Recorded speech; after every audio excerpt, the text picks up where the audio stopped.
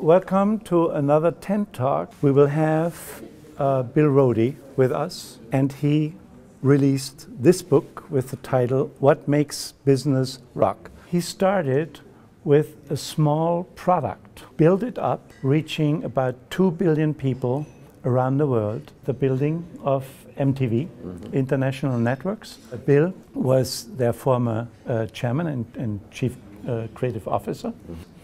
It probably all boils down to strategy. What was the strategy behind it? It's interesting you say that because I'm a big believer in execution. Okay. Yeah, no. The MTV strategy was very simple. It was really three things.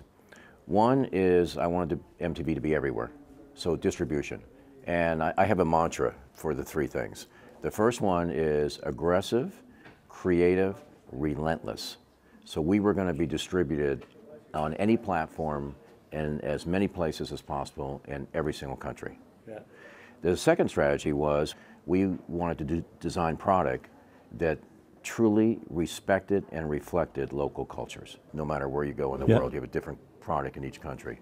And then the third thing, I wanted to do something more with this amazing distribution and this connection to many young people, billions, than just lift the spirit through music videos and reality programming. Sorry about the reality programming. Yeah. So the mantra for that was doing good is good for business. In your book, you point out every morning you woke up, there was a new problem rising and you had to resolve it. When you grow from scratch a business, you constantly get objections and no, and people introducing complexity on why you can't do something.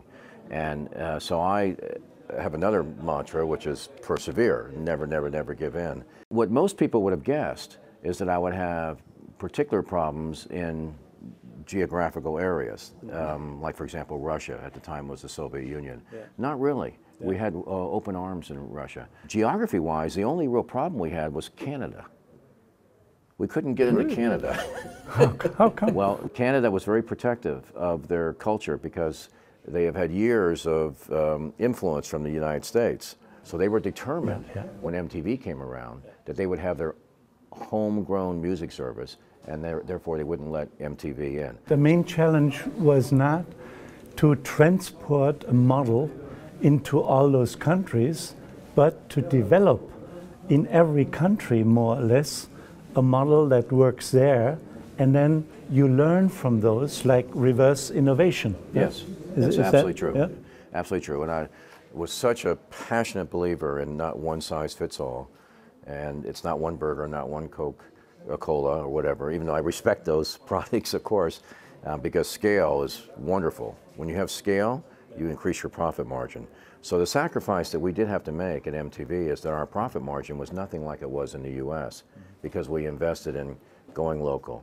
But because the infrastructure was not there or different quite a bit around the world, infrastructure meaning distribution or even advertising, we had to adapt not only the product, but we had to adapt the business model as well. So we had different business models around the world also. Yeah. You kept the whole franchise or the brand very young over time.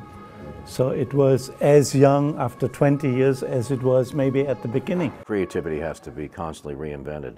And that was another rule, if you will, that we had at MTV. We had to constantly reinvent ourselves, not rest on our laurels. Yeah. And you do that by hiring young people. You keep hiring young people. Yeah. And then you instill in that culture of young people that it's okay to fail. Yeah. Yeah. Okay.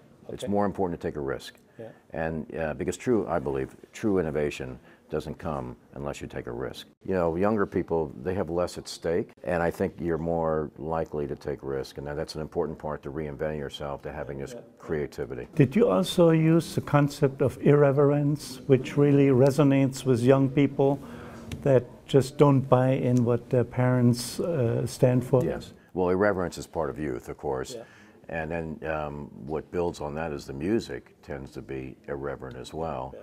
And then you layer on my experiences. I have a military background. I went to a very strict schooling. So the consequence of that is the pendulum swung all the way back. So I also believed in irreverence. In fact, another little mantra I have is, it's easier to ask for forgiveness than it is for permission. What pushed you to build Nickelodeon and Comedy Central as equally successful? Well, a couple things on that. As you grow, you want to grow the business, of course, and the best way to do that is product innovation. When you become saturated with a particular product, you can do it also with product extensions, which we did with MTV. We had many different categories of MTV. And then we launched VH1, another music service. So we carved up the demo, if you will. And then we also had different genres. And you can really, it's almost unlimited. We like to say from the cradle to the grave. So with Nickelodeon, we found that there was really a void, and therefore what a perfect opportunity to launch a channel that was completely for children. Comedy, the biggest category of advertising is the adult. So that's why comedy made a lot of sense. You know, the world's changed, of course, but you could have a product, we could have one product in one country, be perfectly fine. Not anymore. You have to be global, and you have to have many products. You have to have choice. In the book you point out, I try to find the people that are right for something and then give them, you know, let them go and support them. How do you find people that are right? I think most challenging things of any operation, and certainly in business, is finding the right people. And I think part of that is just building a dynamic culture that attracts good people to begin with.